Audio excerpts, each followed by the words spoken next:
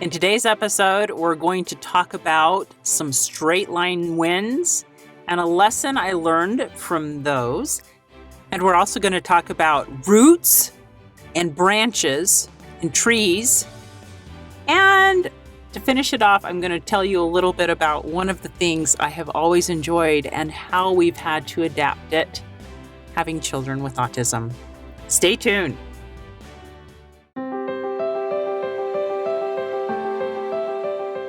Welcome to Stories of Hope in Hard Times, the show that explores how people endure and even thrive in difficult times, all with God's help.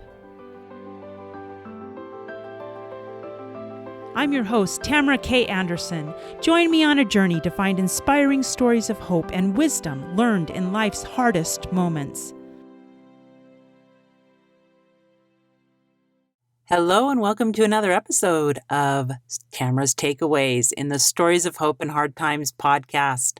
I'm your host, Tamara K. Anderson, and this week we are going to talk about my takeaways from PeggySue Wells' episode last week. And she is just unbelievable and amazing, and I am so inspired by her strength and courage as she weathered her divorce with faith and came out stronger and better and just amazing, able to pass on so many incredible lessons that whether you're divorced or not, you can apply to your life.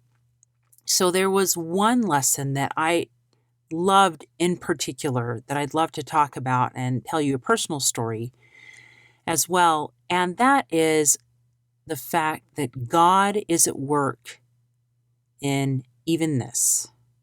And I love that concept that no matter where you are in your life, if you're going through a difficult thing, whether it's being quarantined because of the coronavirus, or maybe somebody in your family has cancer or diabetes, or whatever challenges come your way, that God is at work even in that. He can take that challenge and have it turn out for your good.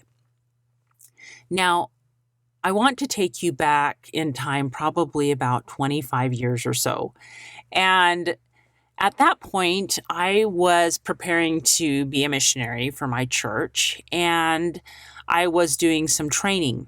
And on one particular day, I was just hanging out, and all of a sudden, this huge storm cooked up, and it was just blowing like crazy. Of course, ran inside, took cover, and in about 10 minutes, the storm was completely over.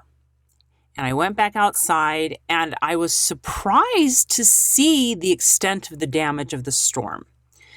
And what had happened was there was a weather phenomenon called a derecho, which in Spanish means straight. Basically, it's a storm that has straight line winds. And it happened to go through Utah and the Great Basin here of the United States. And these winds were so strong. In fact, just about a mile away from where I was, they clocked the highest wind at 121 miles per hour. And so that's a lot. That's huge. I mean, that's faster and stronger than the little tornadoes and the little tornado that I experienced when my family lived in Arkansas. And so you can imagine there was extensive damage. What I noticed the most was the trees. The trees that looked beautiful and vibrant and totally fine. And you come around the corner and they are just laying flat on their side, roots tipped up. And this storm just did a number on the trees. And what's interesting about this is that the trees that withstood the storm were the trees that had sunk their roots deep into the earth. The ones that had fallen over had shallow roots. In fact, I'm looking at a picture right here of me standing by a tree, and it had shallow roots because it just hadn't been exposed to strong winds. And what's really cool is there was a study done by a bunch of scientists a number of years ago, probably 25 years ago, around the same time. And they did a study on trees that were exposed to wind versus trees that were not exposed to wind. And the trees, the little tiny saplings, the tiny trees that were exposed to wind, it did a couple of things to the trees. The first thing is it stimulated diameter growth. So it made the tree trunk build thicker and stronger. And it also sent out stronger roots. So a stronger top and stronger roots to help kind of counteract the stress that the wind created, versus a normal tree that they had in comparison where they didn't plant it in a windy environment and they just let the tree grow normally. And they compared the two, and that's what they found: stronger roots, stronger branches, because it was exposed to wind. And so as I have sat here mulling this whole idea over in my head for a couple of days now, I'd like to share with you some of the takeaways of this. I guess we could call it a little parable of the windy tree, right? Wind in the trees. And that is that every situation you face in life can be interpreted as wind in your life, a storm that hits you. And we can either look at the wind as something that's trying to uproot us, or we can look at the wind as something that is trying to give us thicker roots and thicker branches, so that when the next storm comes, we are stronger and our roots are more deep. And I love that is what PeggySue is able to now look back on her divorce and say, this gave me stronger roots. This gave me stronger branches. God was at work even in this, as she said. And that is good to remember in times like this, when maybe you're totally stressed out because you've been home. Maybe you miss seeing friends. Maybe you miss seeing family. If you're anything like me, you're just chomping on the bit to get out of this house. I had to call a friend this morning and see if she could go on a walk with me because I was stressed out. So, we have situations in our life where the stresses and strains get to us. And so what we need to do at that point is begin to build those stronger roots and branches so that we can withstand the next storm.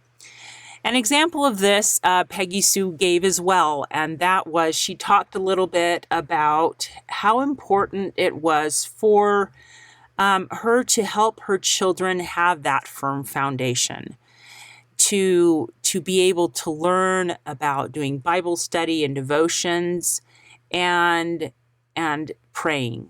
And that was one thing that she really helped her children learn in their time of stress and strain. And so I'd like to compare those two things to things we can do at any time of stress or strain or life detours or wind or rains or storms, that we can sink our roots deep into prayer.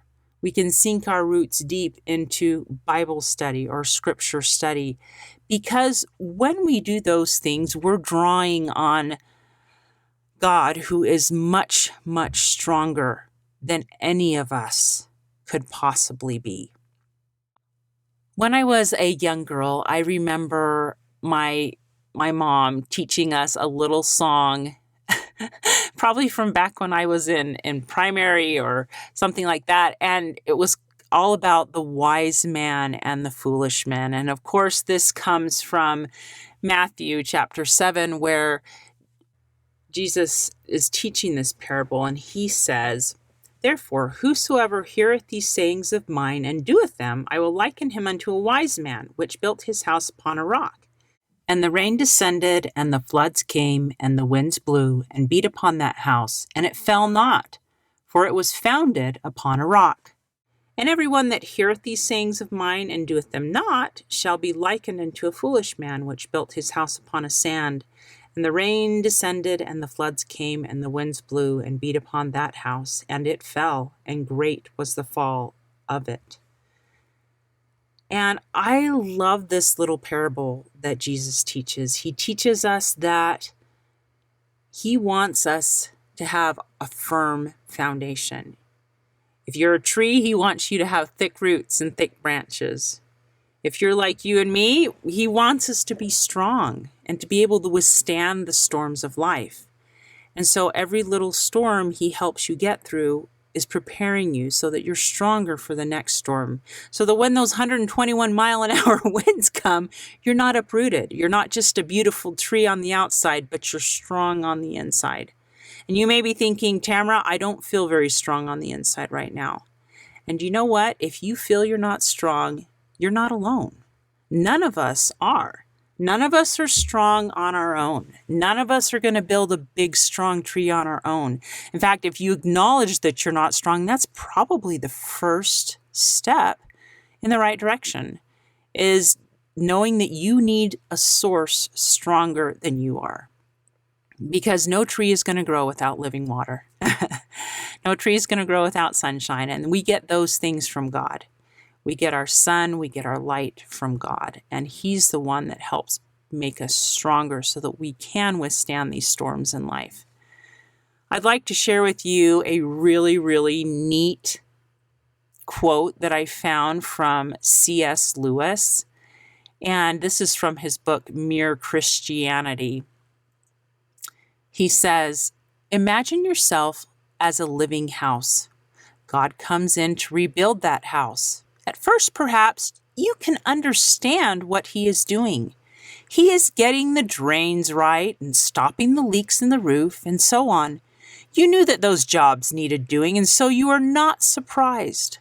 But presently, he starts knocking the house about in a way that hurts abominably and does not seem to make any sense. What on earth is he up to? The explanation is that he is building quite a different house from the one you thought of. Throwing out a new wing here, putting on an extra floor there, running up towers, making courtyards. You thought you were being made into a decent little cottage. But he is building a palace. He intends to come and live in it himself. And I love the imagery of that as well, that God is making us into something much bigger and grander than you or I can ever imagine. And it doesn't end in death. We're not done at death. He's still got some work for us to do. And he's going to keep polishing and refining us until we are perfect and resurrected and beautiful. And we're palaces. We're strong trees, And I love the thought of that. But it is hard to let go and let him have that control sometimes. If you're anything like me, I have a hard time, and I've talked about this before, letting somebody else be in charge, because I like being in charge. And so that whole idea of letting go and letting God take control is hard. It's hard to do, but at the same time, we're not in control anyway. So why do we try so hard? Oh my goodness, we try and we're doing our best. And I don't think it means that we shouldn't make any goals, but when things don't turn out the way we want, trusting that God has got it figured out, that he'll help us turn this quarantine situation into something good, and something great will come of it. We'll come out of it stronger. We'll come out of it better. In fact, I saw a thread on Facebook just this last week where somebody was asking, what are some of your pandemic positives, is what she called it. And I love some of the comments that people commented below, Some people really enjoyed being able to cook more, to have time to spend time with their family, eat dinner as a family because there weren't so many activities pulling them so many ways. Um, One person loved the time to organize. Another person enjoyed playing board games. I know our family has enjoyed doing that. It's been really, really fun.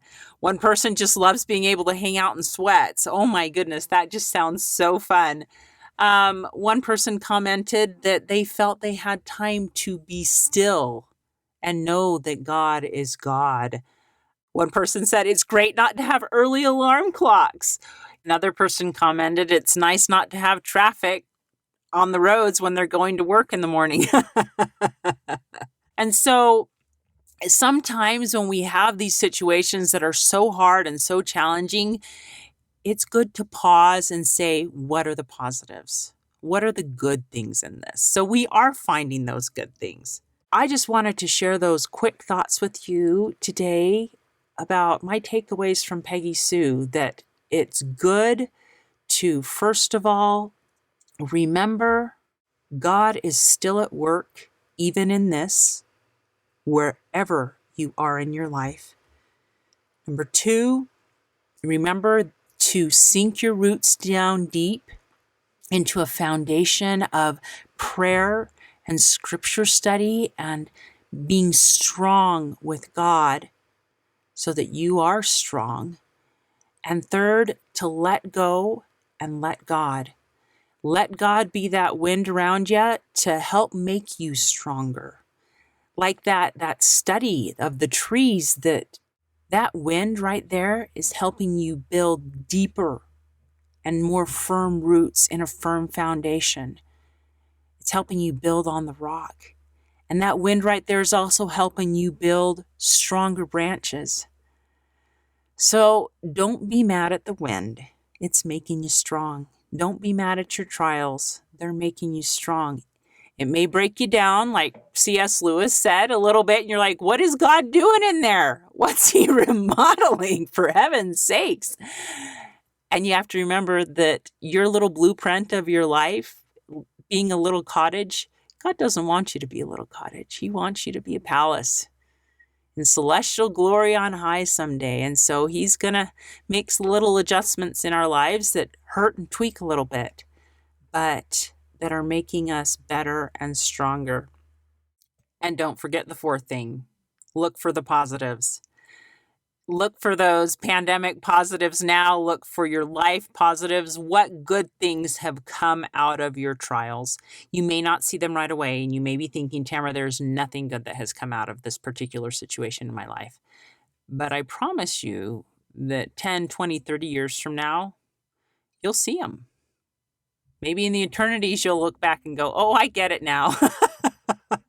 But they're there. So those are my four things. All right, now to the end of the Tamara's takeaways. I always teach you something fun about me. I have been a nature lover since I've been a little girl, and I love being out in nature. When I was a young girl, I loved going to girls' camp, and I loved it so much that even after I graduated from high school, I went back again to kind of help oversee my sisters and go to girls' camp again. And I have some just blessedly hilarious and fun memories of going to girls' camp with my sisters who are younger than me. I have 4 sisters who are younger than me, and not all of them were at the girls' camp at the time, but that was very, very fun. When my husband and I first got married, we thought we were going to be huge campers. We got a tent, was one of our first investments. And as the children started coming and autism became a part of our life through our children, camping has not been a thing we do very well, just because we have children that already don't sleep well because of autism. And so we try to keep everybody sleeping as happy and great as possible. So we are adapting, and we've been adapting for years. For example, we've had my husband take the kids camping, all except for Nathan, and I stay home with Nathan. And that has worked out pretty well. And we've stayed in tent cabins and we've stayed in cabins. And here we are many, many moons later. And I'm excited to report that we're going to rent an RV and try camping again. Not in a tent, but a little step up so that hopefully Nathan will sleep well. And I'm going to report back to you how that goes, because that is something that we have always enjoyed. We love being out in nature, both my husband and I do. And we've tried to instill that love of nature and the national parks, state parks, in our children as well. The world is such a beautiful, beautiful place. So sometimes our loves are awesome, and sometimes they have to be adapted a little bit, and that's okay.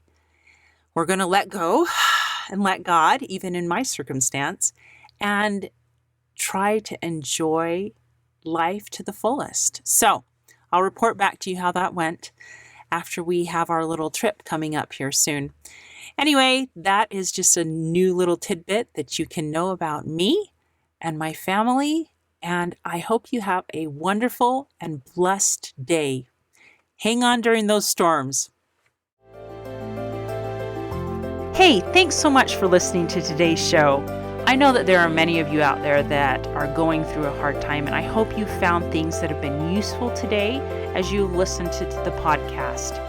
If you would like to access the show notes from today's podcast, visit my website. It is storiesofhopepodcast.com. That is where you'll find favorite quotes from today's episode and shareable memes. And those are fun because you can share them with your friends on social media. You will also find the links mentioned throughout today's episode, so you don't have to remember what those were. And also all the tips that were shared. Sometimes tips are shared so much throughout an episode you forget. What were those great things? So go to the show notes, storiesofhopepodcast.com, to look up these fantastic resources. You know, if someone kept coming to mind during today's episode, perhaps that means that you should share this with them. Maybe there was a story shared or a tip that they really, really need to hear. So go ahead and share this episode with them. May God bless you, especially if you are struggling, with hope to carry on and with the strength to keep going when things get tough. Remember to walk with Christ, and He will help bear that burden. Above all else, remember, God loves you.